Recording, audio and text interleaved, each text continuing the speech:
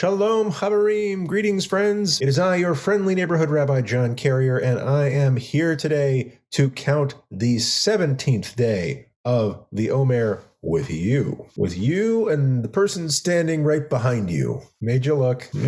While we wait for your pulse rate to go down, allow me to remind you that this week we are talking about Tiferet. Tiferet, in the context of the Omer, is an attribute of God and of us, if we're lucky, that balances the attributes of Chesed, loving kindness, and Gevurah, or judgment. Yesterday, I gave you an example of my favorite story of Tiferet from our tradition and shared the insight that sometimes balance isn't about being precisely 50-50 between one thing or another, but striking the right balance between two attributes. Maybe the right mix is 80-20 or 51-49. Just got to exercise your own judgment there, but be kind to yourself. Today, I want to ask you about examples from your own experience of this kind of balance. If you've been counting along with us this whole time, you might have noticed a pattern that on the first day of the week, we talk about a definition of the attribute. The second day of the week, I give you my favorite story about that attribute from our tradition.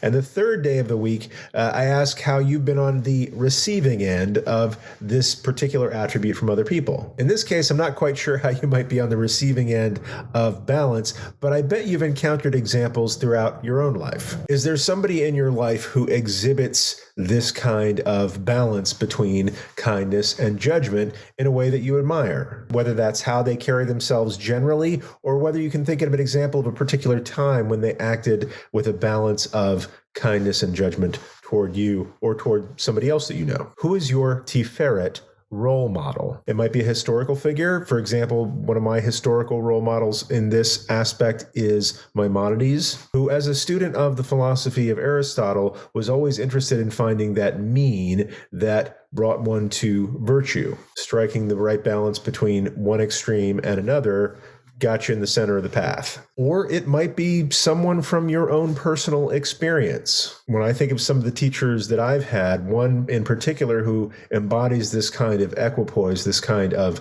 balance, is Rabbi Bradley Shavit Artson, who's the dean of the Ziegler School where I went. That's my graduation tallis bag right there. In learning with Rabbi Artson and in staying in touch with him since, I've always seen him exhibit this kind of balance between kindness and judgment, exhibiting more generosity of spirit than I would often expect from the dean of a university. I watched a lot of Animal House and Revenge of the Nerds type movies. The dean was never a good guy, but also somebody who would take a stand and stick by his judgments when it came to protecting the dignity of another human being or protecting the integrity of his university. But that's just my example. You don't have to pick mine. I bet you have somebody in your own life or somebody that you admire from reading history who embodies Tiferet, this kind of balance between loving kindness and judgment. I'd love to hear who your Tiferet role models are in the comments to this video, whether on Facebook or YouTube. Please feel free to send me an email if you want to just keep it between us, or write it down in your journal so that you could look back on it later. And in the meantime, do not forget to count the 17th day of the Omer